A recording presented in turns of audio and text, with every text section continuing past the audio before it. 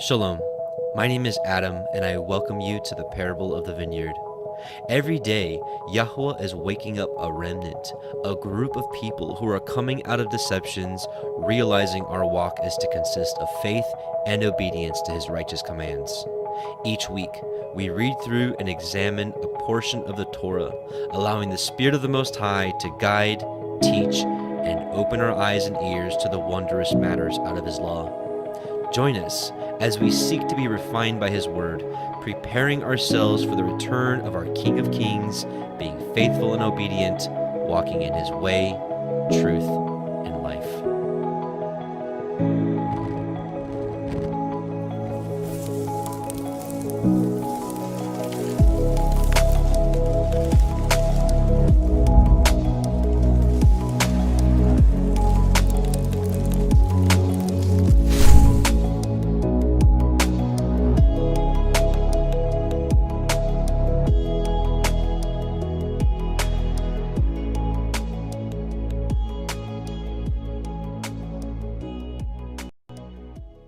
Shalom and welcome, brothers and sisters. Welcome to the Parable of the Vineyard YouTube Torah portion live stream readings. My name is Adam and I welcome you. This is week 8, Vayishlach, and what is it? And he sent, which is Genesis 32:4 through 36:43. A lot to cover in here. We have a really interesting part where Jacob wrestles with the angel. You have the reconciliation with Esau. You have the terrible incident at Shechem with Dinah, the sister of the or the daughter of Yaakov, and we have the death of Rachel. So, a lot to go over, as I say every week. So, before we get started, though, let's do a quick prayer and let's get this gathering started. Heavenly Father, Yahuah, we just come before you in Yahusha's name, and we just thank you for the ability to gather together like this to study your word. We pray that you, because we know that you are the revealer of wisdom and understanding, we pray that you give us understanding with your word, open our eyes to the wondrous matters out of your Torah, that we may grow, we may hear your word, hearken to it, and be obedient to what you say. We love you, we bless you, in Yahusha's name, amen. All right, so let's get into it, and we're actually going to start with Jasher, chapter 31, 64 through 77. This is kind of something that happens in between last Torah portion and this week. Just the beauty of reading Jasher and some of these other books is we get to fill the gaps of kind of like, the whole story, because, the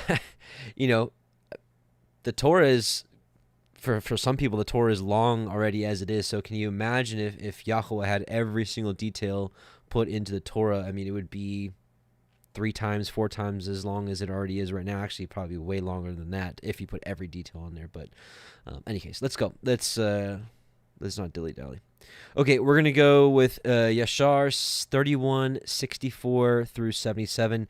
And again, what this is doing is fitting the gap in between what happened last week and now. And if just in case you weren't with us last week, what we ended with is when Jacob and Laban, when Laban came to take out Yaakov because he left unawares, and his images, his idols were stolen by Rachel, which he didn't find.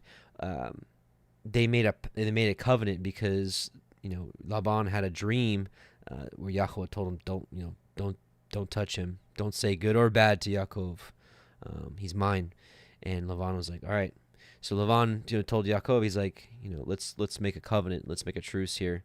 And they did. And what we found out in the book of Jasher is as soon as Laban left, he sent some of his messengers to go to Esau, because in his, what we read from the text was, what we could have assumed from the text was that Laban was like, oh, we made a covenant, I can't harm him, but that doesn't mean Esau can't harm him. So he went and let Esau know all the things that Yaakov had done. And and he lied, of course, as well, saying that he took his daughters by force and these other kind of things. But so that's where we left off, and now we're going to see how Esau reacted when Laban's messengers told him all these things. So And Esau heard all the words of Laban's messengers, and his anger was greatly kindled against Yaakov, and he remembered his hatred, and his anger burned within him.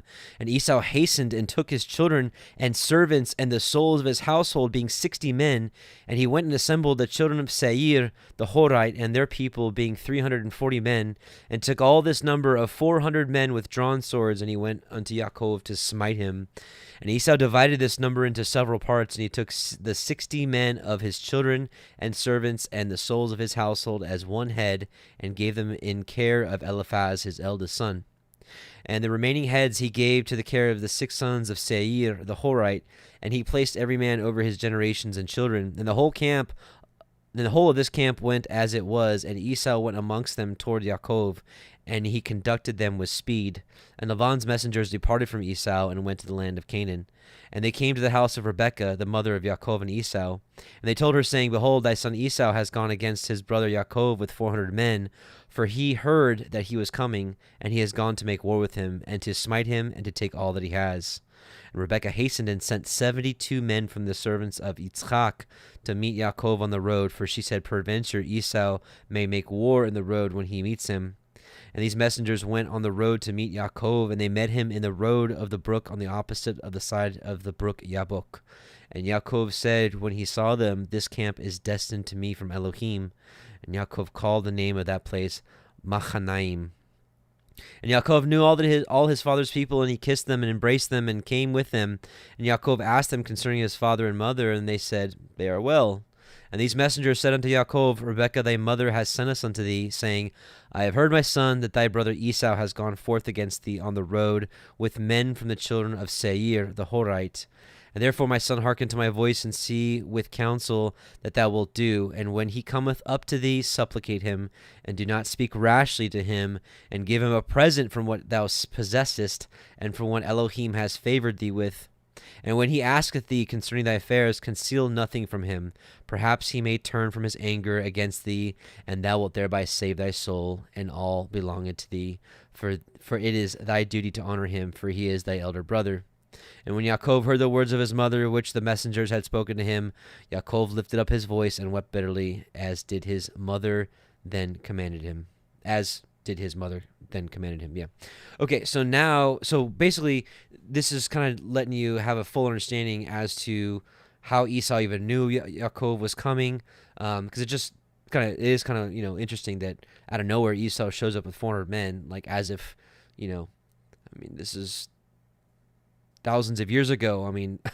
How did Esau know, right? How did Esau know Yaakov was coming from Laban's house back home? It's because, somebody came and told him, and this is what we found out here. So, all right, let's get into chapter 32, and we actually have the reading from the Word Audio Project, and so we will listen in with that.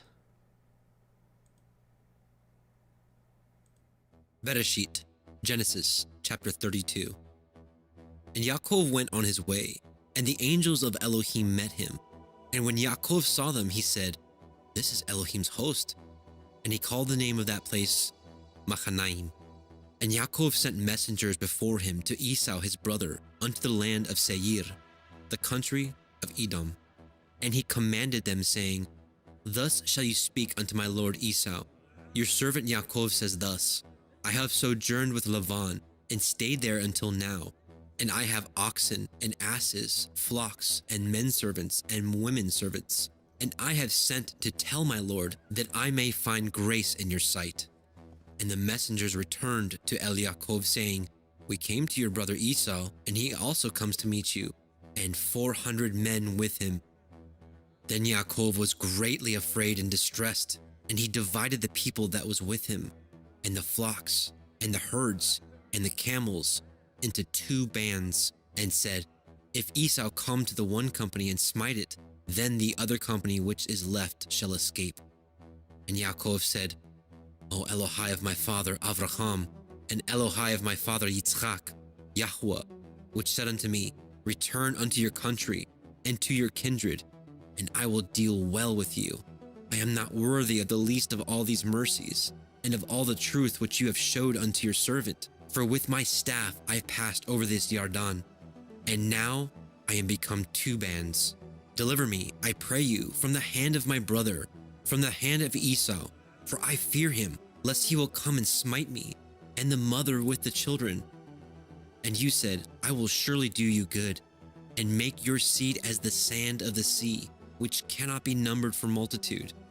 And he lodged there that same night, and took of that which came to his hand a present for Esau his brother, 200 she-goats, and 20 he-goats, 200 ewes, and 20 rams, 30 milch camels with their colts, 40 kine, and 10 bulls, 20 she-asses, and 10 foals.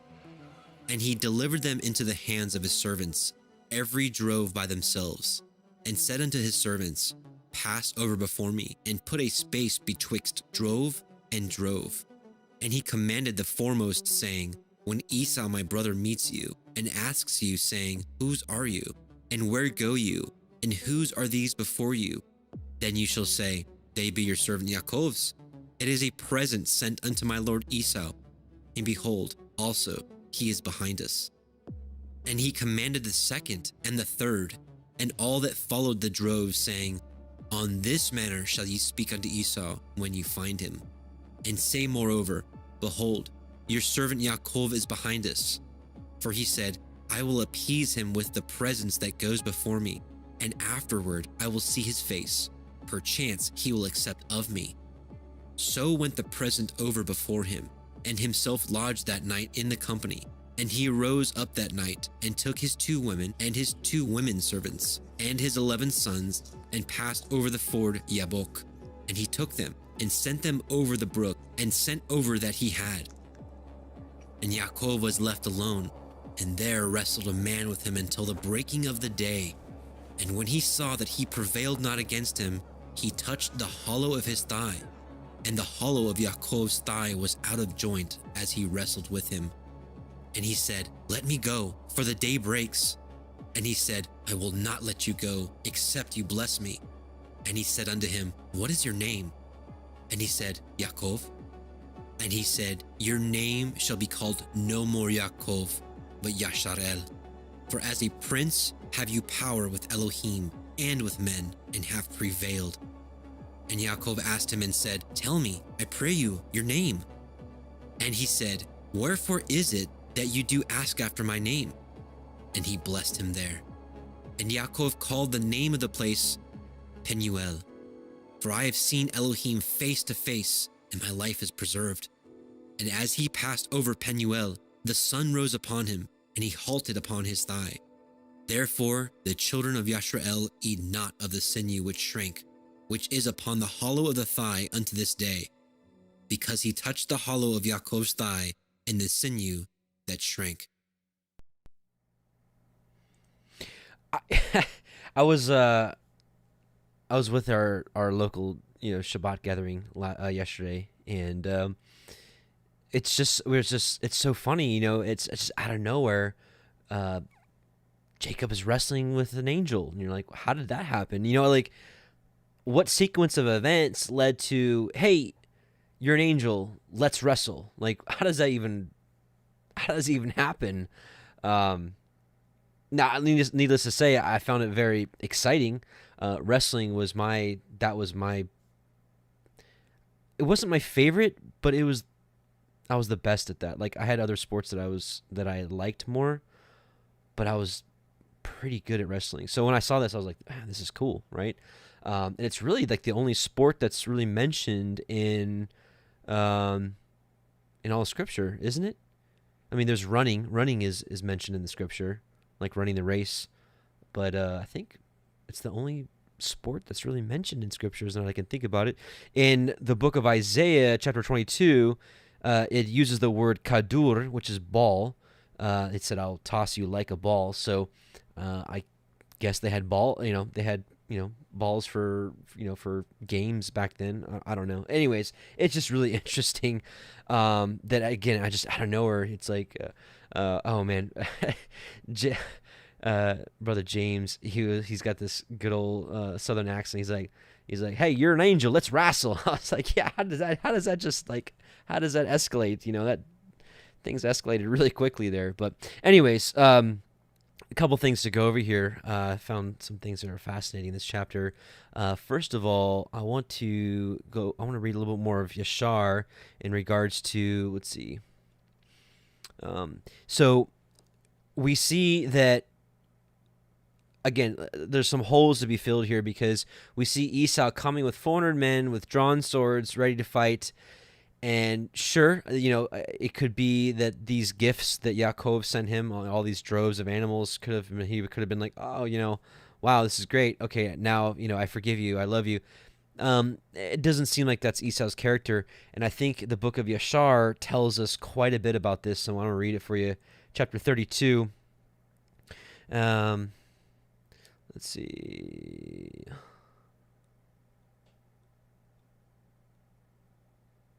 Let's see here. Here we go. So Yaakov sends the messengers to Esau, right? And Esau answered them with pride and contempt and said to them, surely I have heard, and truly it has been told to me what Yaakov has done to Laban, who exalted him in his house and gave him his daughters for wives.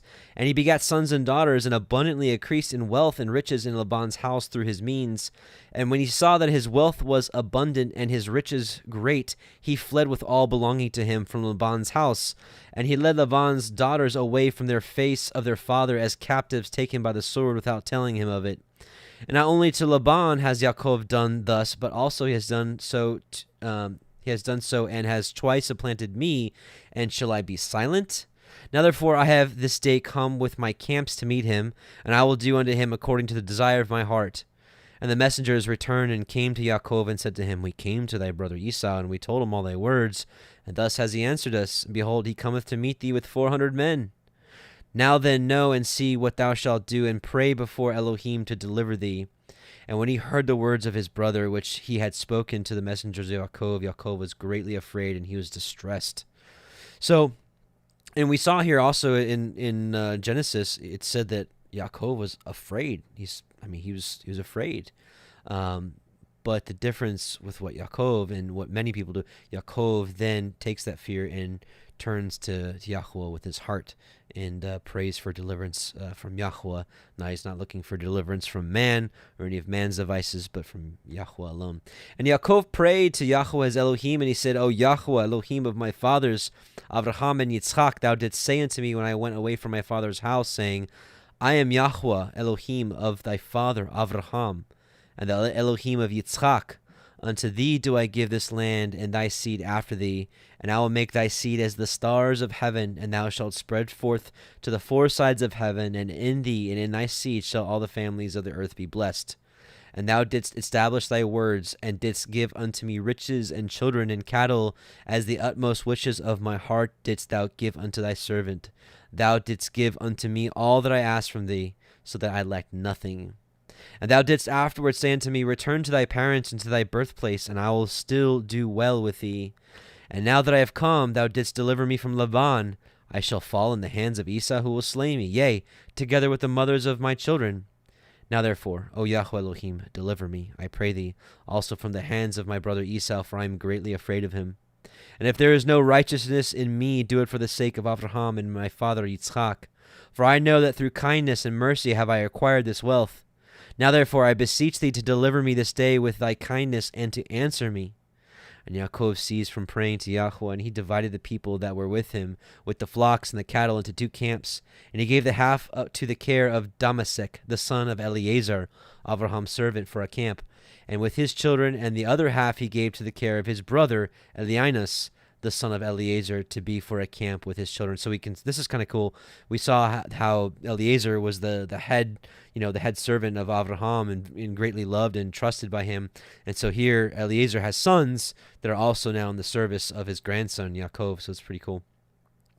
And he commanded them, saying, keep yourselves at a distance from your camps, and do not come too near each other. And if Esau come to one camp and slay it, the other camp at a distance from it will escape him. And Yaakov tarried there that night, and during the whole night he gave his servants instructions concerning the forces and his children. And Yahuwah heard the prayer of Yaakov on that day, and Yahuwah then delivered Yaakov from the hands of his brother Esau. Now here's how he did it. This is how Esau's mind got changed. And Yahuwah sent 3 angels angels of the angels of heaven, and they went before Esau and came to him. And these angels appeared unto Esau and his people as 2,000 men, riding upon horses furnished with all sorts of war instruments. And they appeared in the sight of Esau and all his men to be divided into 4 camps, with 4 chiefs to them. And one camp went on, and they found Esau coming with 400 men towards his brother Yaakov. And this camp ran toward Esau and his people and terrified them. And Esau fell off his horse in alarm, and all his men separated from him in that place, for they were greatly afraid. And the whole of the camp shouted after them when they fled from Esau. And all the warlike men answered, saying, Surely we are the servants of Yaakov. Who is the servant of Elohim, and who then can stand against us? And Esau said unto them, Oh, then my lord and my brother Yaakov is your lord, whom I have not seen for these 20 years. And now that I have come this day to see him, do you treat me in this manner? And the angels answered him, saying, As Yahuah liveth, were not Yaakov, of whom thou speakest thy brother, we had not let one remaining from thee and thy people, but only on account of Yaakov will we do nothing to them. And this camp passed from Esau and his men and went away. And Esau and his men had gone from them about a league, when the second camp came towards him with all sorts of weapons. And they also did unto Esau and his men as the first camp had done unto them. And when they had left it to go on, behold, the third camp came toward him, and they were all terrified. And Esau fell off the horse. And the whole camp cried out and said, Surely we are the servants of Yaakov. Who is the servant of Elohim, and who can stand against us? And Esau again answered them, saying, Oh, then, Yaakov, my lord, and your lord is my brother, and for 20 years I have not seen his countenance, and hearing this day that he was coming, I went this day to meet him, and do you treat me in this manner? And they answered him and said unto him, As Yahuah liveth, were not Yaakov thy brother, as thou didst say, we had not left a remnant from thee and thy men, but on account of Yaakov, of whom thou speakest, being thy brother, we will not meddle with thee or thy men. And the third camp also passed from them, and he still continued on his road with his men toward Yaakov. And the fourth camp came toward him, and they also did unto him and his men as the others had done. And when Esau beheld the evil which the 4 angels had done to him and to his men, he became greatly afraid of his brother Yaakov, and he went on to meet him in peace. And Esau concealed his hatred against Yaakov, because he was afraid of his life on account of his brother Yaakov, and because he imagined that the 4 camps that he had lighted upon were Yaakov's servants. So we'll stop there on Yashar and go back to Genesis. So pretty interesting. So that is how Esau's anger and his intent to kill Yaakov was subdued by these angels appearing to him as thousands of men in an army. So pretty interesting. Also, before we go to the Yaakov wrestling with the angel, the Targum reads, and Yaakov, speaking of Yaakov's fear of Esau, this is kind of interesting. It says, And Yaakov was greatly afraid, because for 20 years he had not been mindful of the glory of his father, and he had anxiety, and he divided the people who were with him, the sheep. And then, Deliver me, I pray, from the hand of my elder brother, from the hand of Esau, for I fear him, for he hath been mindful of the glory of his father, lest he come and smite the mother with the children. So it looked like in the Targums, it looked like Yaakov was admitting a little bit of guilt as to saying he didn't mind the glory of his father. Maybe it had something to do with, 6 years prior to this, when he had completed the second series of 7 years for his second wife, Rachel. If you remember, his mother had sent some servants to tell Yaakov, hey, it's time to come home. And Yaakov was like, I'm going to stay here and work for Laban for 6 more years. So that 6 years passed, right? And so maybe he had a little bit of fault there. He wasn't mindful of his parents. Who knows? Who knows? But it is a little interesting that in the Targums he admits a little bit of wrong. So let's go with Yaakov wrestling with the angel. And it says wrestles with God. There's been a lot of speculation as to who exactly he was wrestling here. I know a lot of you have probably seen the video that we did here on the channel a couple weeks ago called "The Angel of Yahuah." And I think for a long time I thought that this angel he wrestled with was the angel of Yahuwah. It doesn't say that, though. It doesn't say here that it's the angel of Yahuwah like we saw in that study in many other instances. It just says an angel. But nevertheless, I think for a long time I thought it was Yahusha, but in reading the Targums, I think it finally settled for me who this is, and I think it may interest you who we find out this is. So let's actually read that in the Targums, and it says right here, "And Yaakov remained alone beyond Jubekah, and an angel contended with him in the likeness of a man," right? "And he said," so the angel said, "Hast thou not promised to give the 10th of all that is thine? And behold, thou hast 10 sons and 1 daughter. Nevertheless, thou hast not tithed them." Immediately he set apart the firstborn of the 4 mothers, and there remained 8. And he began to number from Shimeon, and Levi came up for the 10th. And maybe this is why, as we read in the book of Exodus, Exodus, that when Yahuwah was talking about the requirement of the firstborn, it said that Levi, the sons of Levi, would be in the place of all the firstborn sons of all of Yisrael. So, interesting there. So here we go. Now listen, here's where it gets interesting. "Michael answered and said, Yahuwah of the world is thy lot. On account of these things he," Michael, "remained from Elohim at the torrent till the column of the morning was ascending. And he saw that he had not power to hurt him. And he touched the hollow of his thigh, and the hollow of Yaakov's thigh was distorted in his contending with him. And he said, Let me go, for the column of the morning ascendeth. And the hour cometh when the angels on high offer praise to Yahuwah of the world. And I am one of the angels of praise. But from the day that the world was created, my time to praise hath not come until now. And he said, I will not let thee go until thou bless me. And he said, What is thy name? And he answered, Yaakov. And he said, Thy name shall no more be called Yaakov, but Yashrael, because thou art magnified with the angels of Yahuwah and with the mighty, and thou hast prevailed with them. And Yaakov asked and said, Show me now thy name. And he said, Why dost thou ask for my name?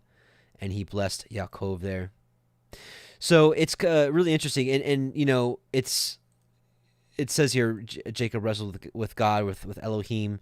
And right down here it says, For as a prince you have power with Elohim, with men. Don't forget that angels are Elohim.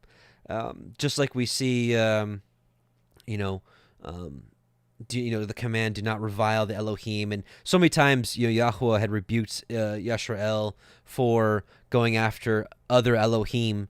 I mean, it's one of the commandments, have no other Elohim other than Yahuwah. Well, he wouldn't say that if there wasn't other Elohim.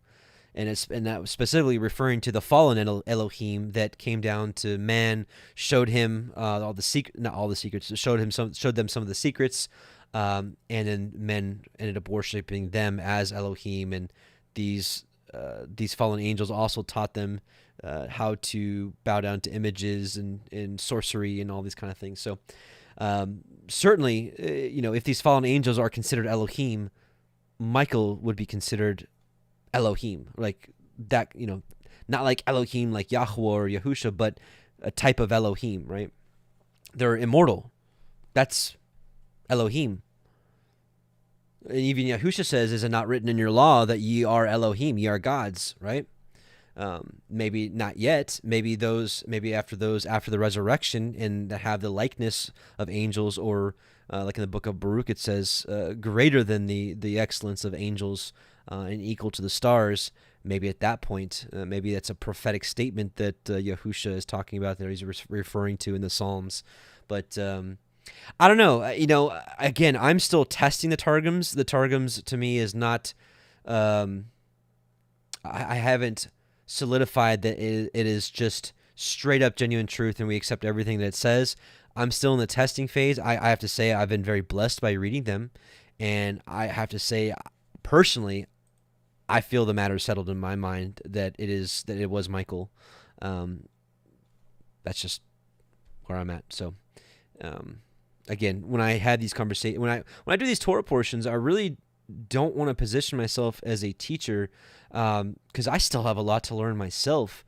I'm new to Torah, like many of you are, and I'm learning as I go, and I've just felt led to share what my personal studies have produced with what I believe Yahuah may be showing me and making connections with scriptures and those kind of things. So, like I say often, I'm discussing these things as if we were hanging out in my living room, and I'm just sharing with you what I currently believe at this point.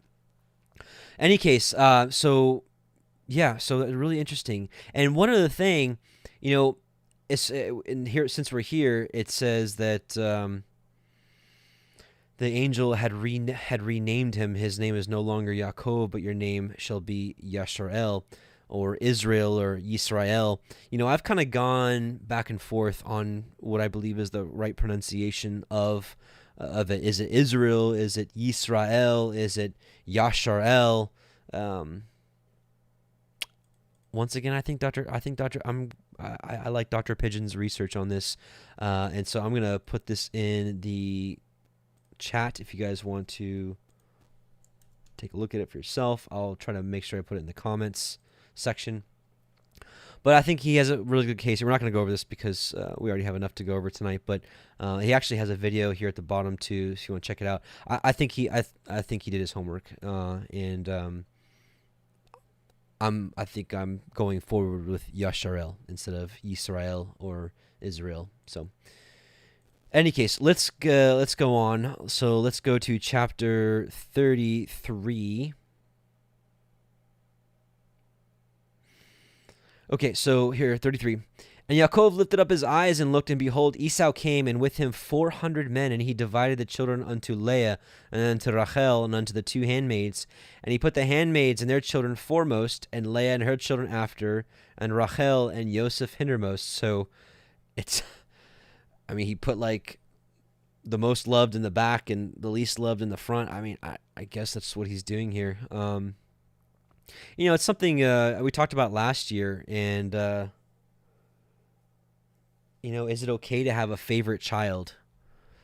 And I asked this. I have 5 of them, and I do have one child that I kind of favor a little bit, and I ask myself if that's right. We see certain things like Yahuah says, Yaakov I loved and Esau I hated. He has preference. He had preference of selecting Avraham, and I think as parents, if that's the case, we should probably be diligent to not let that be so apparent. I think we can actually also learn from what happened with Yaakov and Yosef, where he favored him so much and he gave him that coat of many colors. It made all of his brothers upset and mad and sad. So even though I kind of have my favorite, I do my best not to let it show. And, maybe even at some point, I'm kind of rebuking myself, saying that maybe I shouldn't even be that way. Maybe this whole having a favorite with Joseph was a lesson for us not to have a favorite. I don't know. Again, I'm just not really a teacher. I'm just sharing some of my inner thoughts on what's right and what's not right, because this is Torah, and Torah has become my life, and I want it to be intertwined with my every being. So what was the lesson learned about having a favorite? With Yosef, it's okay to have a favorite, or we shouldn't have a favorite. And I'm, if you have an opinion on this, I'd love to hear your opinion in the comments section. Unfortunately, in the live chat right now, I won't be able to read the live chat, but if you can put it in the comments, I really want to know what you think about this, because I still have some things to settle with this matter. And he passed over before them and bowed himself to the ground 7 times until he came near to his brother. And Esau ran to meet him and embraced him and fell on his neck and kissed him, and they wept. And he lifted up his eyes and saw the women and the children and said, "Who are those with you?" And he said, "The children which Elohim has graciously given your servant." Then the handmaidens came near, they and their children, and they bowed themselves. And Leah also with her children came near and bowed themselves. And after came Joseph near and Rachel, and they bowed themselves. And he said, "What do you mean by all this drove which I met?" And he said, "These are to find grace in the sight of my Lord." And Esau said, "I have enough, my brother. Keep that you have unto yourself." And Yaakov said, Nay, I pray you, if now I have found grace in your sight, then receive my present in my hand. For therefore I have seen your face, as though I had seen the face of Elohim, and you were pleased with me.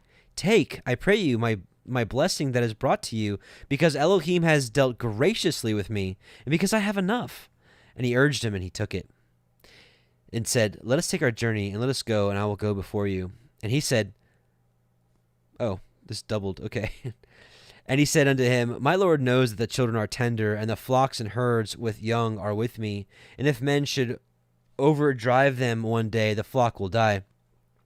Let my Lord, I pray you, pass over before his servant, and I will lead on softly, according as the cattle that goes before me, and the children be able to endure, until I come unto my Lord unto Seir.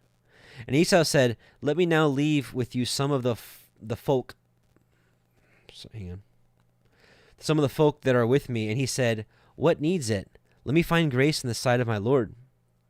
So Esau returned. Is something wrong? I get a couple of you texting me and calling me. I wonder if something's going on here.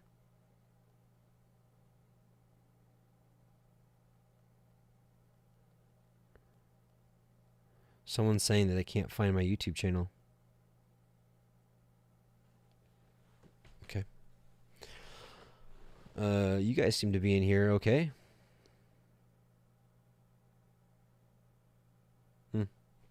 Okay. Okay, someone just texted me, said that my YouTube channel was down. Okay, never mind. All right, sorry about that. I usually don't look at my phone, but I saw quite a few of you that I know watched these or were texting me, so I wanted to make sure that something wasn't wrong with the stream or something. Oh, okay. Okay. Thanks, Ty. Ty's like, I can hear you just fine. All right, here we go. And Esau said, Let me now leave with you some of the folk that are with me. It's probably supposed to be flock. No, maybe folk. And he said, What needs it? Let me find grace in the sight of my Lord. So Esau returned that day on his way to Seir. And Yaakov journeyed to Sukkoth and built him a house and made Sukkot booths for his cattle. Therefore the name of that place is called Sukkot. And Yaakov came to Shalem, a city of Shechem, which is in the land of Canaan. And he came from Padan Aram and pitched his tent before the city. And he bought a parcel of a field where he had spread his tent at the hand of the children of Hamor, Shechem's father, for 100 pieces of money. And he erected there an altar and called it El Elohai Yashar El. So, all right. Let's see here.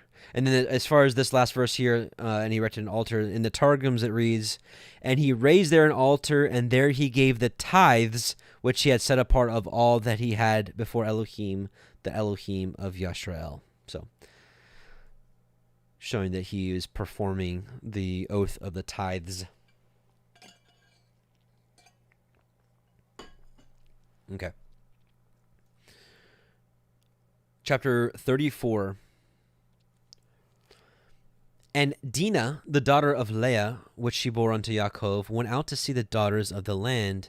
And when Shechem the son of Hamor the Hivite, prince of the country, saw her, he took her and lay with her and defiled her.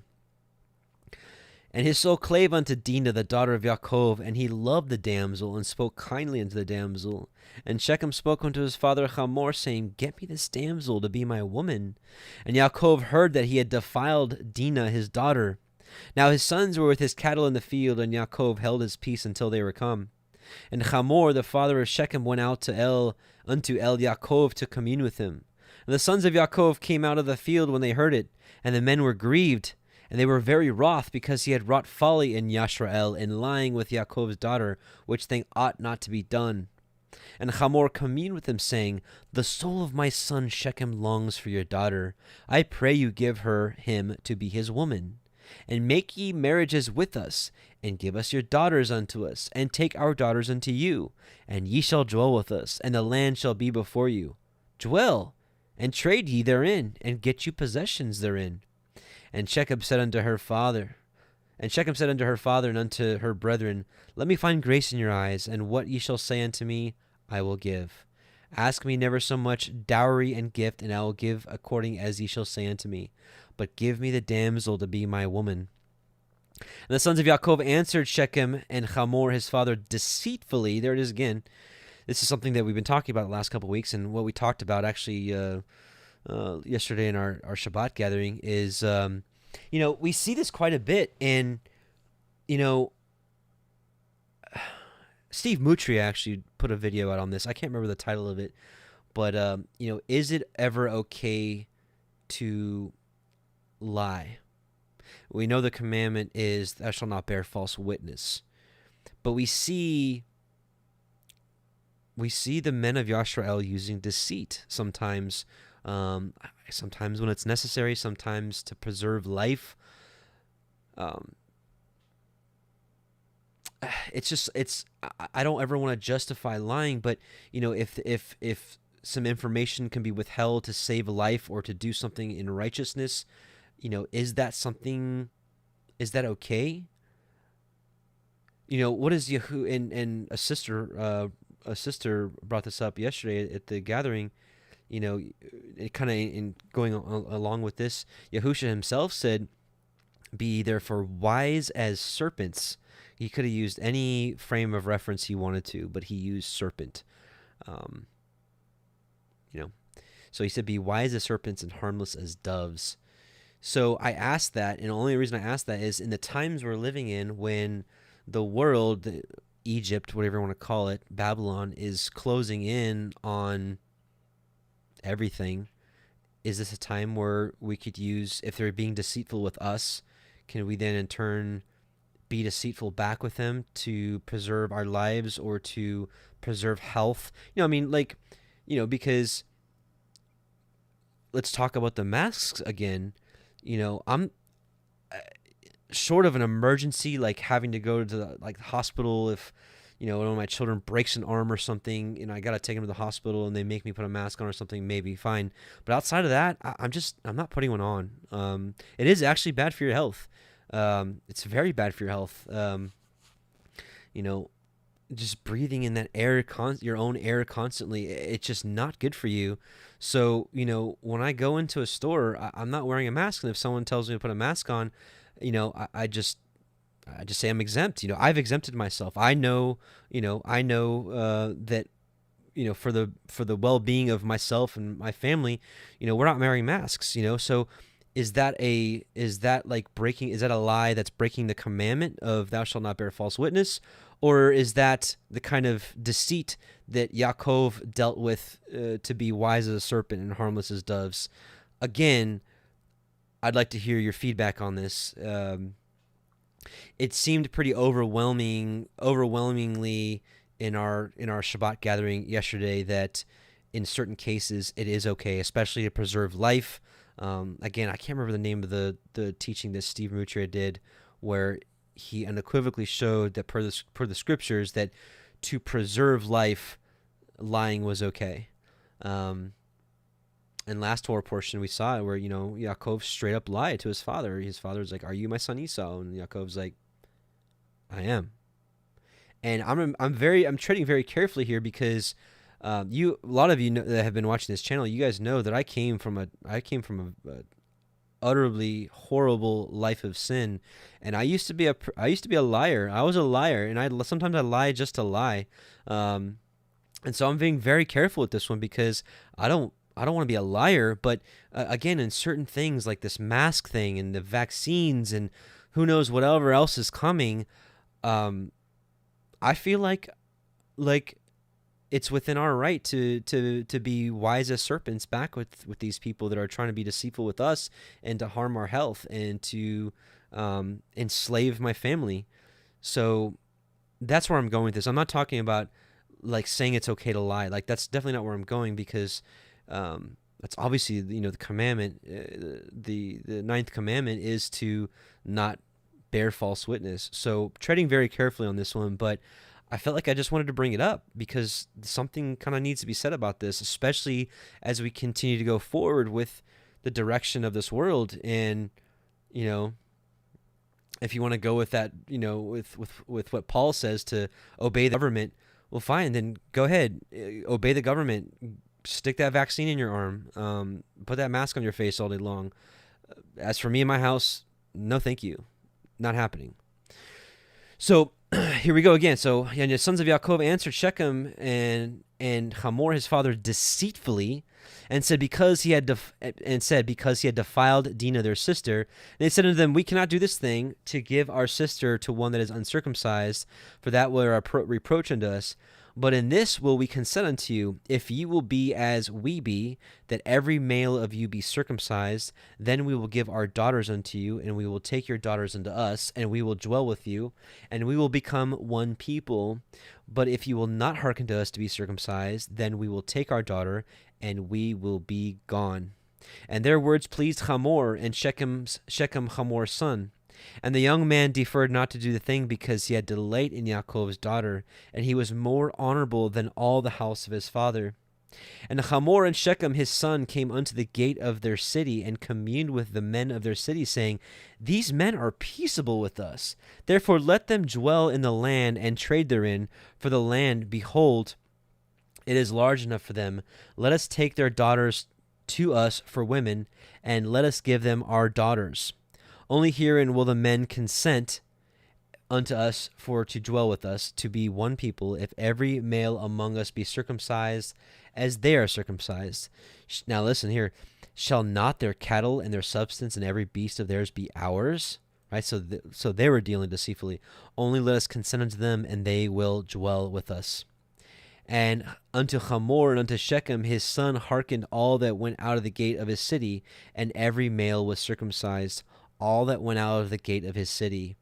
And it came to pass on the third day, when they were sore, that two of the sons of Yaakov, Shimon and Levi, Dinah's brethren, took each man his sword, and came upon the city boldly, and slew all the males. And they slew Hamor and Shechem his son with the edge of the sword, and took Dinah out of Shechem's house, and went out. The sons of Yaakov came upon the slain, and spoiled the city, because they had defiled their sister. They took their sheep, and their oxen, and their asses, and that which was in the city, and that which was in the field, and all their wealth, and all their little ones, and their women they took captive, and spoiled even all that was in the house. And Yaakov said to Shimon and Levi, ye have troubled me to make me stink among the inhabitants of the land, among the Kenaim and the Perizim, and I being few in number, they shall gather themselves together against me, and slay me, and I shall be destroyed, I and my house. And they said, should he deal with our sister as an harlot?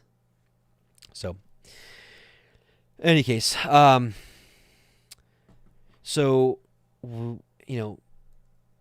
actually, let's take a look at Jasher. Jasher 33. Actually, got quite a bit of reading here. I might just recap it for you, because we're already an hour in. Wow.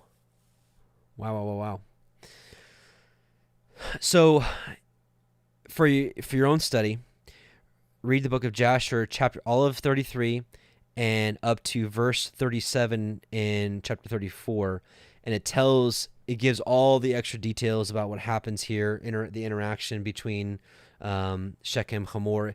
It does make it very clear in Yashar, because some Torah teachers will say that Shechem did not take her by force. It was not rape, that it was consensual, just because, the book of Genesis doesn't make it very clear. The book of Yashar makes it extremely clear that he raped her big time, and that her father sent some servants to get her. And when the servants came from Yaakov's house, Shechem had, Dinah in his arms, and he was kissing all over her. And so the servants went back and was like, not good. Also, it mentioned that Dinah was 12 years old when this happened. So that kind of adds, to me, that adds a lot of, fuel to the fire. I can only imagine. I've got a 13-year-old daughter, and if something like that happened, oof. Oh man.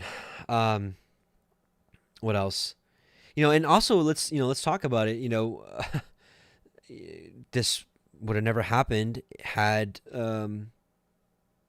they not went to this. Basically, it was like a festival of heathen people, of heathen nations, and they were basically hanging out, watching their dances and celebrations and rituals. And had they not been there, this wouldn't have happened. So it's maybe a good indicator for us that, a good lesson for us that maybe we shouldn't be commingling with, these heathen practices. What else did it say in there? there was a lot more back and forth with Shechem and Yaakov and his brethren. What else? What else was said?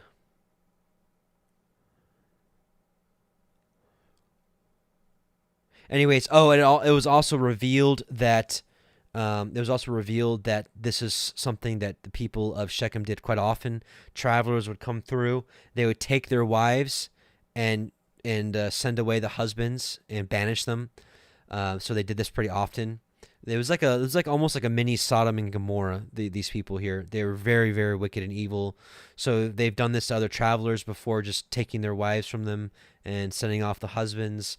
It was also revealed that these people had tried to do something similar to Sarah, and that they had plans for Rachel as well, to steal her as well. So these are really, really wicked people. This judgment was determined upon them. And speaking of which, we're going to turn to the Testament of Levi, which this was actually found. This one and Naphtali, the Testament of Levi and the Testament of Naphtali were both found in the Dead Sea Scroll findings. Now, I will say that, I don't think everything that was found in the Dead Sea Scrolls is inspired. I mean, there's some really rough stuff that was found in the Dead Sea Scrolls, like the Damascus document and some other really writings full of just leaven, doctrines of men. But there was a lot of good stuff found in there, like the Book of Enoch, the Book of Giants, Jubilees was found there. All of the canon was found there, except for Esther for some reason. What else? The Testament of Levi was found there. The Testament of Naphtali was found on there. So really interesting stuff. So let's read this. We're going to read Testament of Levi chapter 2 and then a couple of verses into chapter 3.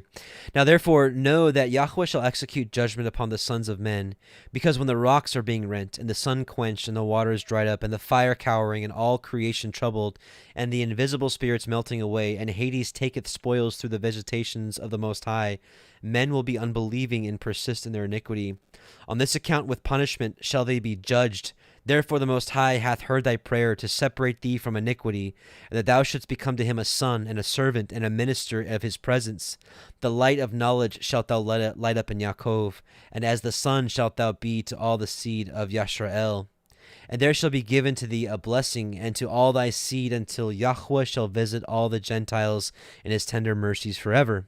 And therefore there have been given to thee counsel and understanding, that thou mightest instruct thy sons concerning this. Because they that bless him shall be blessed, and they that curse him shall perish. And thereupon the angel opened to me the gates of heaven, and I saw the holy temple, and upon the throne of glory the Most High. And he said to me, Levi, I have given to thee the blessing of the priesthood until I come and sojourn in the midst of Yisrael. Then the angel brought me down to the earth, and gave me a shield and a sword, and said to me, Execute vengeance on Shechem because of Dinah, thy sister, and I will be with thee, because Yahuah hath sent me. And I destroyed at that time the sons of Hamor, as it is written in the heavenly tables. And I said to him, I pray thee, O Lord, tell me thy name, that I may call upon thee in the day of tribulation. And he said, I am the angel who intercedeth for the nation of Yisrael, that they may not be smitten utterly, for every spirit attacketh it. And after these things I awaked and blessed the Most High, and the angel who intercedeth for the nation of Yisrael and for all the righteous. Chapter 3. And when I was going to my father, I found a brazen shield, wherefore also the name of the mountain is Aspis, which is near Gebal, to the south of Abila. And I kept these words in my heart, and after this I counseled my father and Reuben my brother to bid the sons of Hamor not to be circumcised, for I was zealous because of the abomination which they had wrought on my sister. And I slew Shechem first, and Simeon slew Hamor. And after this my brothers came and smote that city with the edge of the sword. And my father heard these things and was wroth, and he was grieved in that day and had received the circumcision. And he was grieved in that they had received the circumcision, and after that had been put to death. And in his blessing he looked amiss upon us, for we sinned because we had done this thing against his will, and he was sick on that day. But I saw that the sentence of Elohim was for evil upon Shechem, for they sought to do to Sarah and Rebekah as they had done to Dinah our sister, but Yahuah prevented them. And they persecuted Avraham our father when he was a stranger, and they vexed his flocks when they were big with young. and Eblain, who was born in his house, they most shamefully handled. And thus they did to all strangers, taking away their wives by force, and they banished them. But the wrath of Yahuah came upon them to the uttermost. And I said to my father Yaakov, by thee will Yahuah despoil the Canaanites, and will give their land to thee and to thy seed after thee. For from this day forward shall Shechem be called a city of imbeciles. For as a man mocketh a fool, so did we mock them. Because also they had wrought folly in Yisrael by defiling my sister. And we departed and came to Bethel. So that was the Testament of Levi, an amazing book. Oh, man, it's one of my favorites. It really, really is. So let's read chapter 35. And Elohim said unto El Yaakov, arise, go up to Beit El, and dwell there, and make there an altar unto Elohim, and that appeared unto you when you fled from the face of Esau your brother. Then Yaakov said unto his household and all that were with him, put away the strange Elohai that are among you, and be clean, and change your garments. Now this is really interesting, right? Oh, here, we'll keep reading until verse 3. And let us arise and go up to Beit El, and I will make there an altar unto Elohim, who answered me in the day of my distress, and was with me in the way which I went. And they gave unto El Yaakov all the strange Elohai, the strange gods, which were in their hand, and all their earrings which were in their ears, and Yaakov hid them under the oak which was by Shechem. So, kind of interesting, right? Like, you're like, why does Yaakov, Jacob, and his family have strange gods, right? Let's take a look at this. So this is chapter 35. And Yahuah said to Yaakov, arise, go up to Bethel, and dwell there. This is the Targums, by the way. And make there an altar unto Elohah, who revealed himself to thee in thy flight from before Esau thy brother. And Yaakov said to the men of his house, and to all who were with him, put away the idols of the peoples which are among you, which you took from the temple of Shechem. So that makes a lot of sense. And purify you from the uncleanness of the slain whom you have, and change your raiment. And we will arise and go up to Bethel, and I will make there an altar unto Elohah, who heard my prayer in the day when I was afflicted, and whose word was my helper in the way that I went. And they delivered unto Yaakov's hand all the idols of the peoples which were in their hands, which they had taken from the temple of Shechem, and the jewels that had been in the ears of the inhabitants of the city of Shechem, in which was portrayed the likeness of their images. And Yaakov hid them under the terebinth that was near to the city of Shechem. So that makes a whole lot of sense to me. All right, continuing, verse 4, chapter 35. And they gave unto Okay. Verse 5. And they journeyed, and the terror of Elohim was upon the cities that were around about them, and they did not pursue after the sons of Yaakov. So Yaakov came to Luz, which is in the land of Canaan, that is Beit El, and he and all the people that were with him. And he built there an altar, and called the place Beit El, because there Elohim appeared unto him when he fled from the face of his brother. But Deborah, Rivka's nurse, died, and she was buried beneath Beit El under an oak, and the name of it was called Alon Bakut. And Elohim appeared unto El Yaakov again when he came out of Padan Aram, and blessed him. And Elohim said unto him, your name is Yaakov. Your name shall not be called any more Yaakov, but Yashar'el shall be your name. And he called his name Yashar'el. And Elohim said unto him, I am El Shaddai. Be fruitful and multiply. A nation and a company of nations shall be of you, and kings shall come out of your loins. And the land which I gave Avraham and Yitzchak, to you will I give it, and to your seed after you will I give the land. And Elohim went out from him in the place where he talked with him. And Yaakov set up a pillar in the place where he talked with him, even a pillar of stone. And he poured a drink offering thereon, and he poured oil thereon. And Yaakov called the name of the place where Elohim spoke with him Beit El. And they journeyed from Beit El, and there was but a little way to come to Ephratah, and Rachel travailed, and she had hard labor. And it came to pass, when she was in hard labor, that the midwife said unto her, fear not, you shall have this son also. And it came to pass, as her soul was in departing, for she died, that she called his name Ben-Oni, but his father called him Benjamin. And Rachel died, and was buried in the way to Ephratah, which is Bethlehem. So this is something also that we talked about last night or yesterday in our Shabbat gathering. We have to be very careful with what we speak and what we declare. Personally, I am trying to be careful of everything that comes out of my mouth going forward. Reason being is 2 portions ago, was it last week or 2 weeks ago? It was when Lavan was it was last week when Lavan was coming to meet Yaakov, and he was like, first of all, why did you run away from me? And second of all, why did you steal my gods, my images? And Yaakov didn't know that Rachel had stole them, so he was like, what? He's like, we didn't steal your stuff, or I'm paraphrasing, but he's like, whoever stole your images, let them die before their time. And it said because he did not know that Rachel had stole these things. So what happens here not too long afterwards? Rachel dies before her time. So was that the exact cause of it? It's uncertain. We can't know for sure. But I have a feeling that Yaakov's words were so powerful that he manifested that. Is just from it's from where I'm at right now with that. And I think that's a huge lesson for us in our day. We have to be very careful with what we say. Some of our brothers and sisters were really talking about some interesting things, even just in the English language. Like, let's talk about the word spelling, right? Spell, right? Spelling. It's almost like casting a spell.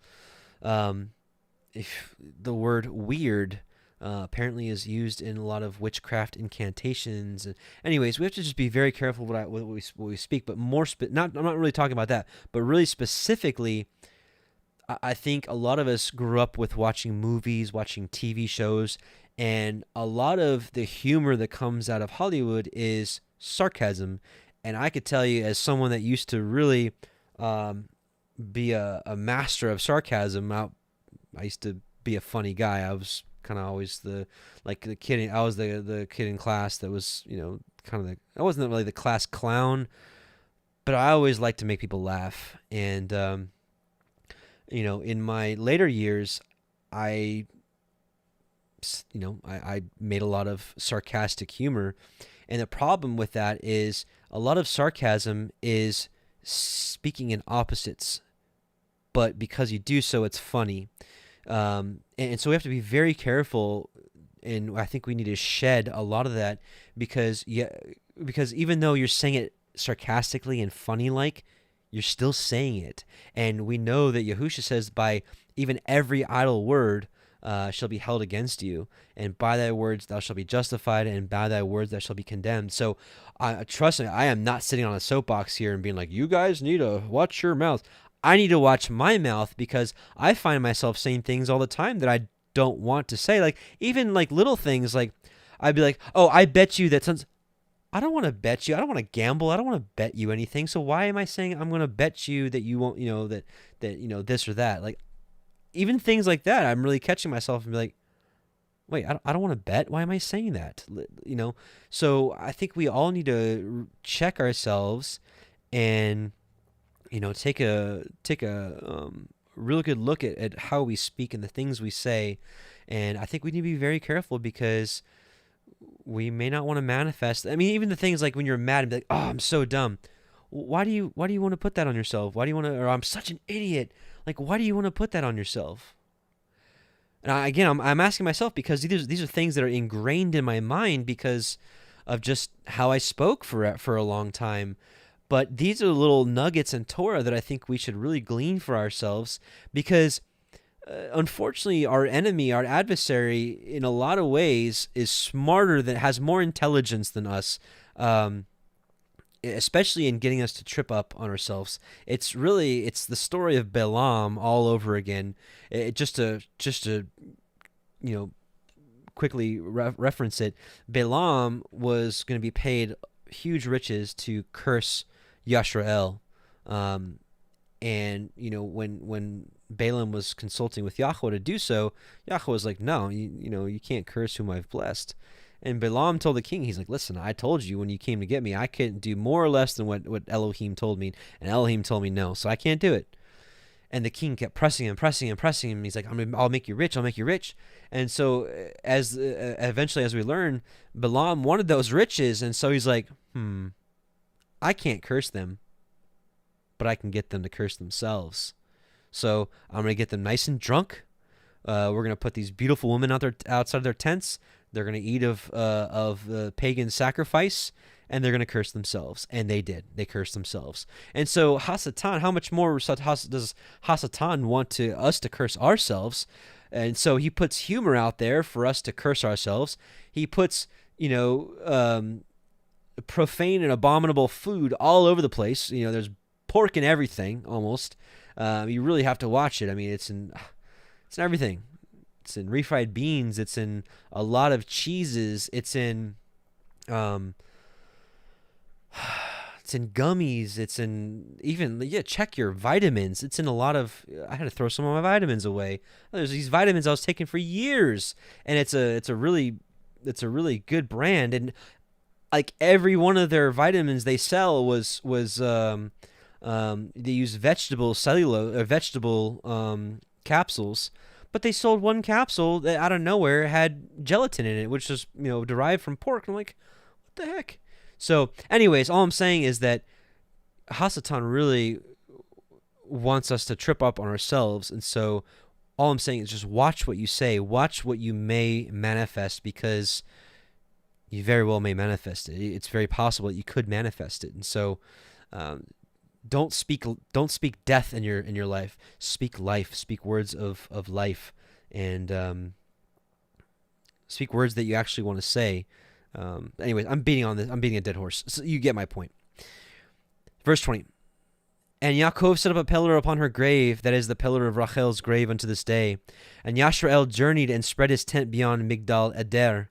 And it came to pass when Yashrael dwelt in that land, that Reuben went and lay with Bilhah his father's concubine, and Yashrael heard it.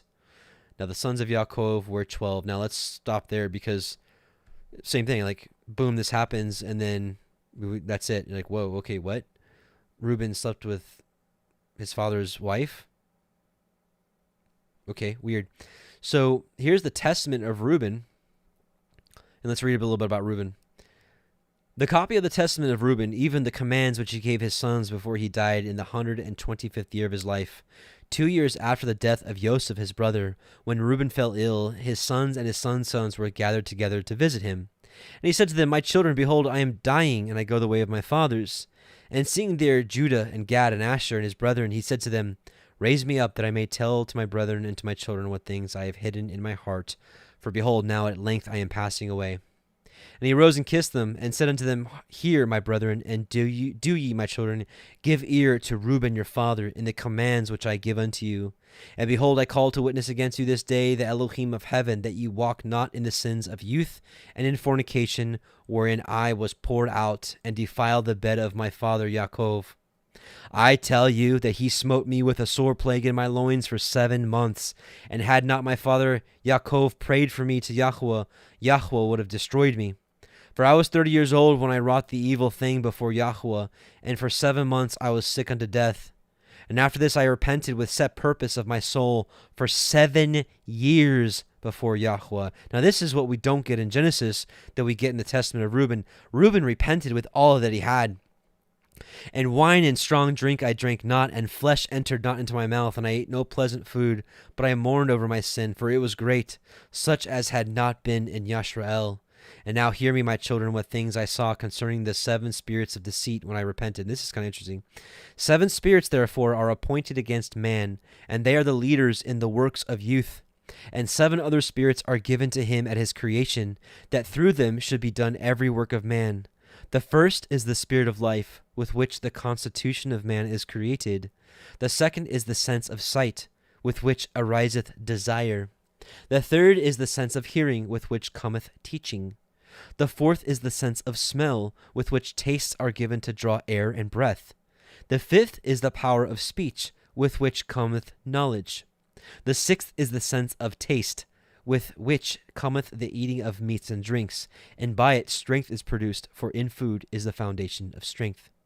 The seventh is the power of procreation and sexual intercourse, with which through love of pleasure sins enter in. Wherefore it is the last in order of creation, and the first in that of youth, because it is filled with ignorance, and leadeth the youth as a blind man to a pit, and as a beast to a precipice. Beside all these, there is an eighth spirit of sleep, with which is brought about the trance of nature and of the death. And with these spirits are mingled the spirits of error. First, the spirit of fornication is seated in the nature and in the senses. The second, the spirit of insatiableness in the belly. The third, the spirit of fighting in the liver and in the gall. The fourth is the spirit of obsequiousness and chicanery, that through officious attention one may be fair in seeming. This is like someone that's deceitful in their ways to seem, to seem pleasant or righteous in people's eyes, but deep down inside, this is like what Pharisees. This is like a perfect definition of Pharisees. The fifth is the spirit of pride, that one may be boastful and arrogant. The sixth is the spirit of lying and perdition and jealousy, to practice deceits and concealments from kindred and friends. The seventh is the spirit of injustice, with which are the thefts and acts of rapacity, that a man may fulfill the desire of his heart. For injustice worketh together with the other spirits by the taking of gifts. And with all these is the spirit of sleep is joined with, and with all these the spirit of sleep is joined, which is that of error and fantasy. And so perisheth every young man, darkening his mind from the truth, and not understanding the Torah of Elohim, nor obeying the admonitions of his fathers, as befell me also in my youth. And now, my children, love the truth, and it will preserve you. Hear the words of Reuben your father. Pay no heed to the face of a woman, nor associate with another man's wife, nor meddle with affairs of womankind. For had I not seen Bilhah bathing in a covered place, I had not fallen into this great iniquity. Who does that remind you of? That reminds you of what David had, right? So if David had not seen Bathsheba bathing, he probably would not have worked what he worked. For my mind taking in the thought of the woman's nakedness suffered me not to sleep until I had wrought the abominable thing. For while Yaakov our father had gone to Yitzchak his father, when we were in Eder, near to Ephratah in Bethlehem, Bilhah became drunk and was asleep uncovered in her chamber. Having therefore gone in and beheld her nakedness, I wrought the impiety without her perceiving it, and leaving her sleeping, departed. And forthwith an angel of Elohim revealed to my father concerning my impiety, and he came and mourned over me, and touched her no more.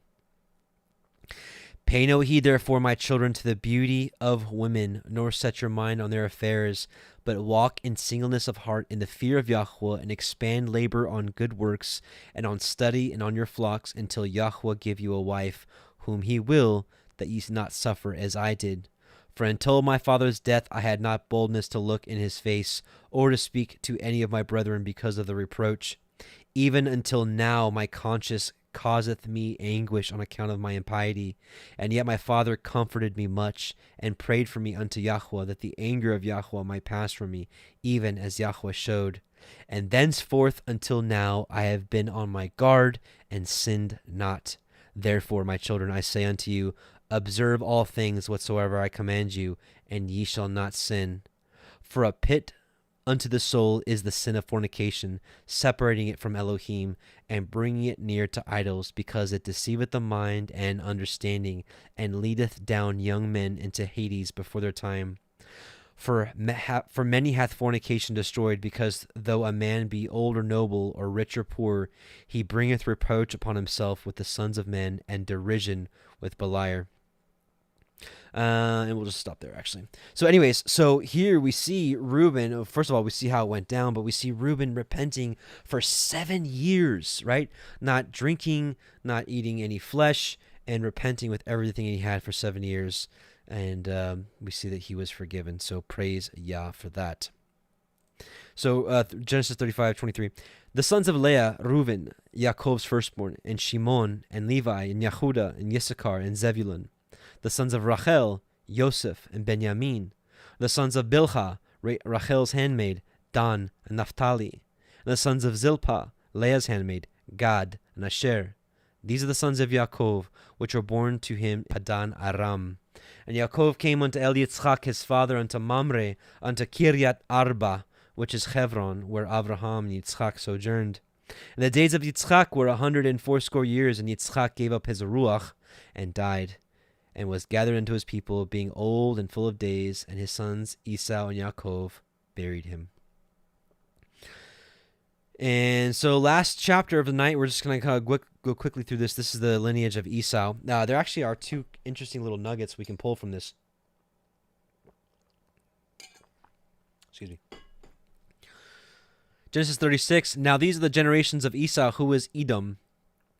Esau took his woman of the daughters of Canaan, Ada, the daughter of Elon, the Hittite, and Aholibama, the daughter of Anna, the daughter of Tzivon, the Hivite, and Basemat, Yishmael's daughter, sister of Neviot. And Ada bore to Esau Eliphaz, and Basmath bore Reuel. And Aholibama bore Yeish, and Yalam, and Korach. These are the sons of Esau, which were born unto him in the land of Canaan. And Esau took his woman, and his sons, and his daughters, and all the persons of his house, and his cattle, and all his beasts, and all of his substance which he had got in the land of Canaan, and went into the country from the face of his brother Yaakov. For their riches were more than that they might dwell together, and the land wherein they were strangers could not bear them because of their cattle. Thus dwelt Esau in Mount Seir. Esau is Edom. And these are the generations of Esau, the father of Edom, the Edomim, in Mount Seir. These are the names of Esau's sons: Eliphaz, the son of Ada, the woman of Esau; Reuel, the son of Basmath, the woman of Esau. And the sons of Eliphaz were Teman, Omar, Zepho, and Gatam, and Kenaz. And Timnah was concubine to Eliphaz, Esau's son, and she bore to Eliphaz Amalek. And we know who Amalek was. We read about him in the book of Numbers quite a bit. These were the sons of Ada, Esau's woman. And these are the sons of Reuel, Nachatz, Zerach, Shammah, and Mizah. These were the sons of Basmath, Esau's woman. And actually, let me pause right here. So we stopped at 13. Verse 11, it says the sons of Eliphaz were Teman, Omar, Zepho, Gatam, and Kenaz. So let's look at a pretty famous man of Israel who came from the tribe of Kenaz. So, yeah, okay, so here's the Hebrew word Kenaz, and let's look at Numbers 32:12. Save Caleb the son of Jephunneh the Kenizzite, and Joshua the son of Nun, for they have wholly followed Yahweh. So Caleb is a Kenizzite, and you'll see here, you'll see a Kenizzite. This is who Caleb was. Kenizzite, descendants of Kenaz. And you can see it's from H7073, Kenaz, one of the dukes of Edom. So Caleb is an Edomite. Pretty interesting, right? And let's keep going. We'll finish this. And there's one other person that's pretty famous in the scriptures that is a son of Esau that most of you have no idea. Some of you probably already have an idea who I'm talking about, but it's pretty interesting. I'll share that with you. Verse 14, and these are the sons of Aholibama, the daughter of Anna, the daughter of Ziphon, Esau's woman, and she bore to Esau Yeish, and Yalam, and Korach. These were the dukes of the sons of Esau, the sons of Eliphaz, the firstborn, son of Esau, Duke Teman, Duke Omar, Duke Zepho, Duke Kenaz. There he is again. Duke Korach, Duke Katam, Duke Amalek. These are the dukes that came of Eliphaz in the land of Edom. These are the sons of Ada. And these are the sons of Reuel, Esau's son, Duke Nachat, Duke Zerach, Duke Shammah, Duke Mizah. These are the dukes that came of Reuel in the land of Edom. These are the sons of Basmath, Esau's woman.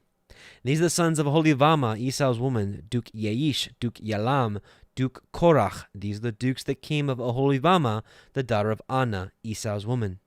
These are the sons of Esau, who is Edom, and these are their dukes. These are the sons of Seir the Horai, who inhabited the land, Lotan and Shoval, Tzivon and Anna, and Dishon and Etzer and Dishan. These are the dukes of the Horim, the children of Seir in the land of Edom. And the children of Lotan were Horai and Heman, and Lotan's sister was Timnah. And the children of Shoval were these, Ilan and Manachat, and Eval and Shephi and Onam. These are the children of Ziphon, both Aya and Anna. This was that Anna found the mules in the wilderness as he fed the asses of Ziphon his father, which is interesting, and I actually want to share that with you. That is the craziest story. Is it 34? Oh no.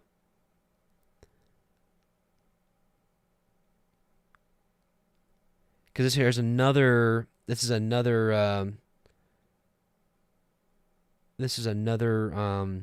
interesting thing that connects the book of Jasher being true.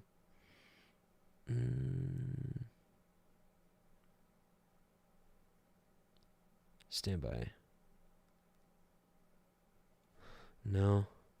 Maybe it's 36.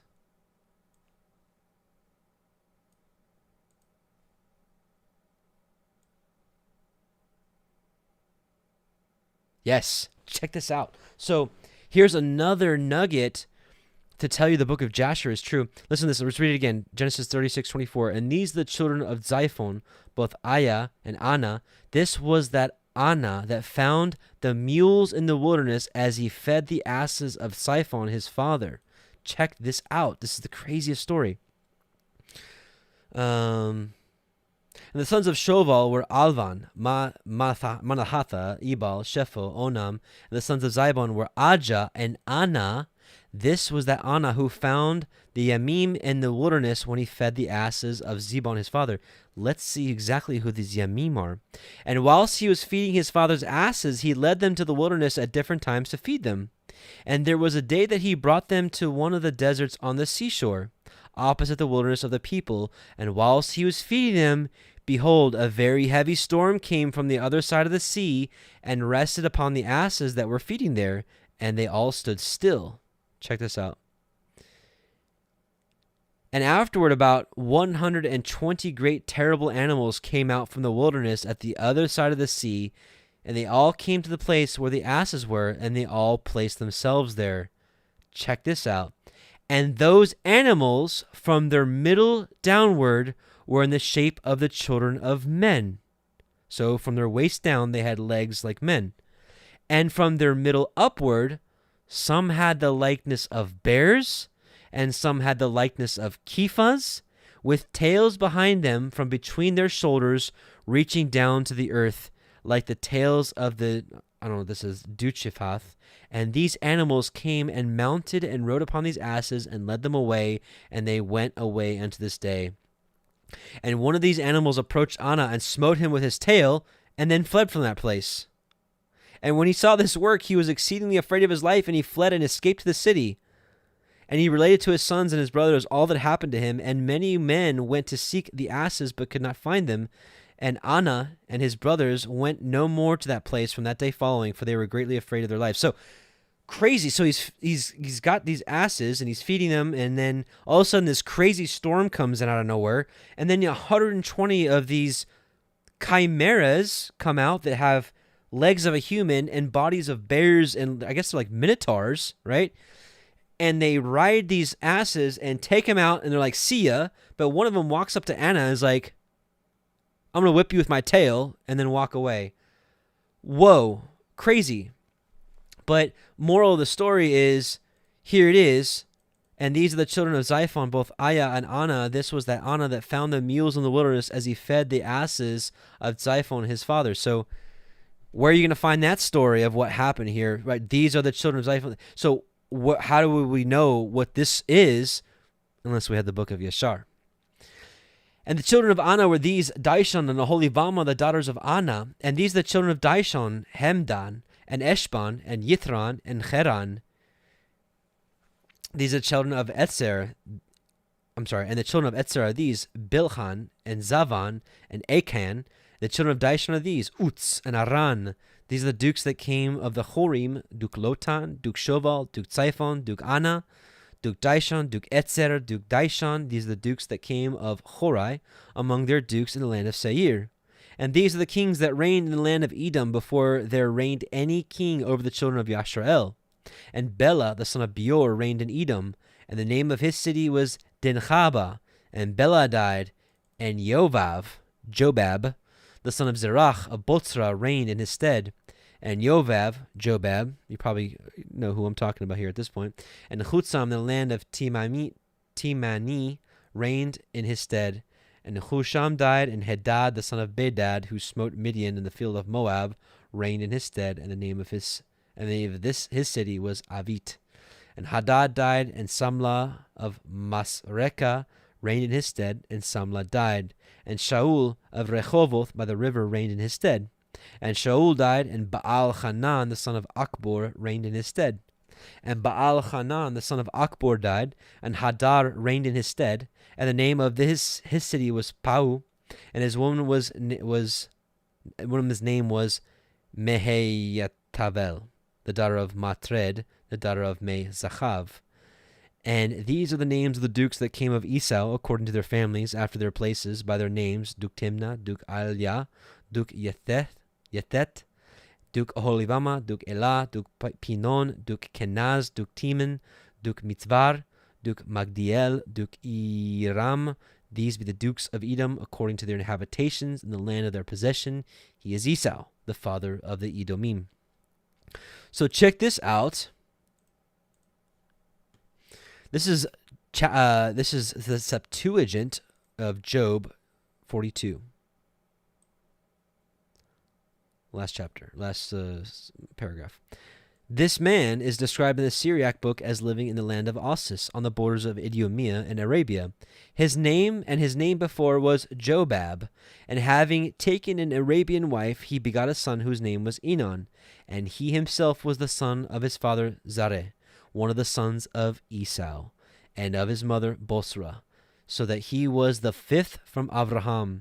And these were the kings who reigned in Edom, which country he also ruled over. First Balak, the son of Beor, and the name of his city was Denaba. But after Balak, Jobab, who is called Job. So, yes, Job, a very righteous man, a son of Esau. And here we'll connect the dots here of the lineage. Genesis 36, 2-4, Esau took his wives, the daughter of Canaan, Ada, the daughter of Elon the Hittite, and Holibama, the daughter of Anna, the daughter of Zibeon the Hivite, and Bashemat, Ishmael's daughter, sister of Nebaioth. And Ada bare to Esau Eliphaz, and Bashemoth bare Reuel. So here we have, so we'll start the lineage. So Esau's third wife, Bashemoth, he took from Ishmael, and Bashemoth bare Reuel. So we have Esau, Reuel. Genesis 36:17, these are the sons of Reuel. Esau's son, Duke Nahath, Duke Zerah. This is Job's father. So we have Esau, Reuel, Zerah, right? So we have Abraham, Yitzchak, Esau. So the fifth, right? So the fifth. So Abraham, Yitzchak, Esau, Reuel, Zerah, Jobab. So he was fifth from Abraham. So, okay, so Reuel, Zerah, and then Genesis 36, 33-34, and Bela died, and Jobab, the son of Zerah of Bozrah, reigned in his stead, and Jobab died in the land of Temani, reigned in his stead. So, in any case, pretty interesting, and yeah. Oh, and then last thing, in the Targums, it reads, and the sons of Eliphaz were Teman, Omar, Zephu, and Gatam, and Kenaz, and Timnah. And Timnah was the concubine of Eliphaz, bar Esau, and she bare to Eliphaz Amalek. He is Eliphaz, the companion of Job. So, pretty interesting, right? So, a lot of interesting things, this portion. And again, I apologize that we didn't do this Friday night, but there, as you can see, this was a kind of a longer one, and there was a lot to go over. And towards the end of the night on Friday, I was getting pretty tired, so I apologize. But maybe we'll do this from time to time, because I know a lot of you would like to join these live, but it just gets too late on Friday nights. So maybe once in a while we'll do it like this. I'm not sure. I am thinking about long term about doing the Torah portions another night, other than doing them all in one night. So maybe one day I'll get your input on that and see where you all are on that. So anyways, so I pray that this was a blessing for you all, and I pray that you maybe learned something. Maybe there's some things to think about. I know I put a couple questions out there, as far as looking for feedback on some things, because again, Yahuah gives a lot of us different portions of wisdom, and I certainly do not have it all. I know a lot of you have some wisdom and things that I don't have, and maybe I have some wisdom, some things that you don't have, and this is where I think we should just work together, because I think at the end of the day, we're all on the same team. Now, I know we're all on the same team. Well, those of us that are really searching for the truth, we're on the same team, right? And I want to learn from you, and I hope you can learn from me. But at the end of the day, it's Yahuwah who is the revealer of wisdom. So let us continue to seek him, and may he guide us continually in the days ahead, especially as the world continues to get crazier. So Nicole Powell says now she's have to throw away all of her vitamins. Just, double check it. If it's got gelatin, gelatin is made from pork. So sorry, but I'd rather you know than not know. And it's hidden in so many things. But the good news is there's a lot of substitutes for that. So, and a lot of them you can look for bovine gelatin, and then which bovine comes from the cattle families, which should be clean. So, anyways,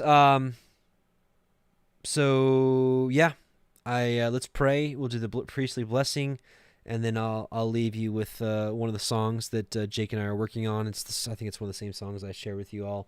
It's my son's favorite. It's probably because it's a little grungier than the rest of the songs. Anyways, let's pray. Heavenly Father, Yahuwah Most High, we just come before you in Yahusha's name, and we thank you again for allowing us to have this assembly to where we can search your scriptures out together, and we pray that you continue to open our eyes and ears to hearing of your word, and not just to be hearers alone, but doers of your word, because we know that doers of your word will be justified. And we just praise you for giving us of Messiah Yahusha, that we may be reconciled to you, that we may be saved. And we thank you for opening our eyes to your Torah, that we may be found worthy, possibly, and to enter into the gates of New Jerusalem, and to drink freely of or eat freely of the tree of life.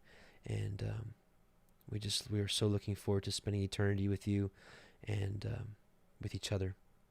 We love you, we bless you, and please continue to open our eyes to the wondrous things out of your Torah. Amen and amen. Yevarechecha Yahuwah ve'yishmerecha Ya'er Yahuwah panav elecha v'chuneka Yisa Yahuwah panav elecha V'yasem lecha shalom. Yahuwah bless you and keep you. Yahuwah make his face shine upon you and be gracious unto you. Yahuwah lift up his countenance upon you and give you shalom. So, shalom family, I'm going to leave you with one of the songs we're working on. It's called, actually this song is called Parable of the Vineyard. We're working on the lyrics now and the tempo and everything. It's going to be a song of reflection, and it's actually why I named this channel Parable of the Vineyard. It's a song of reflection in that we know that the original tenants of the vineyard were kicked out because they were not keeping the Torah and they were not bringing forth the fruits in their due season. So now that the vineyard has been given to us, what are we going to do with it? Are we going to follow the footsteps of those that transgressed before us?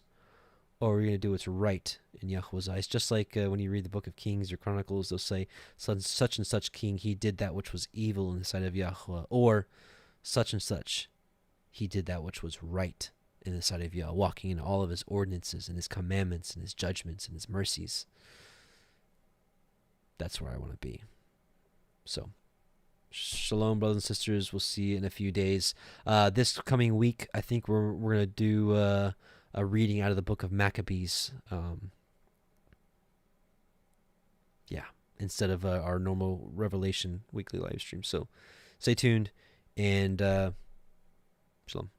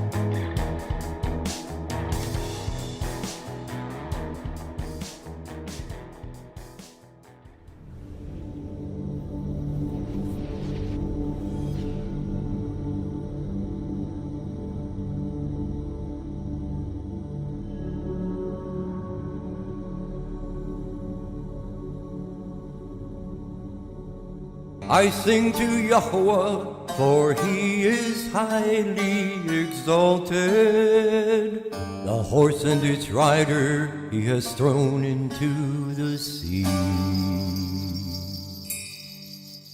Yah is my strength and song, and he has become my deliverance. He is my El, and I praise him, Elohim of my father, and I exalt him. Yahuah is a man of battle, Yahuah is his name. He has cast Pharaoh's chariots and his army into the sea, and his chosen officers are drowned in the sea of reeds. The depths covered them, they went down to the bottom like a stone.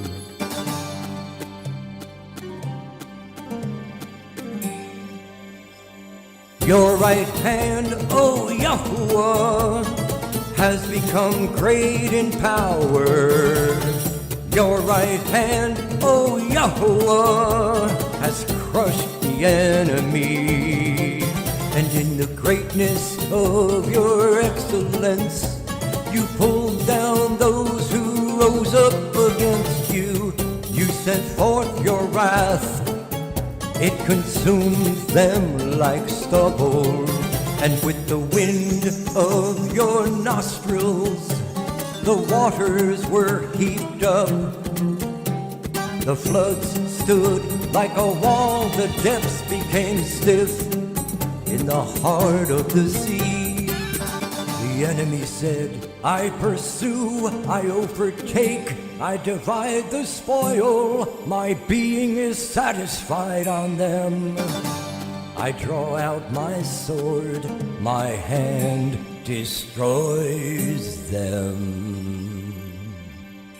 You blew with your wind, the sea covered them, they sank like lead in the mighty waters. Who is like you, O Yahuah, among the mighty ones? Who is like you, great in Kodeshah, awesome in praises, working wonders? You stretched out your right hand, the earth swallowed them. In your kindness, you led the people whom you have redeemed. In your strength, you guided them to your Kodesh dwelling. Peoples heard, they trembled, anguish gripped the inhabitants of Pelasheth. Then the chiefs of Edom were troubled, the mighty men of Moab. Trembling grips them, all the inhabitants of Canaan melted. Fear and dread fell on them by the greatness of your arm. They are as silent as a stone, until your people pass over, O Yahuah. Until the people whom you have bought pass over.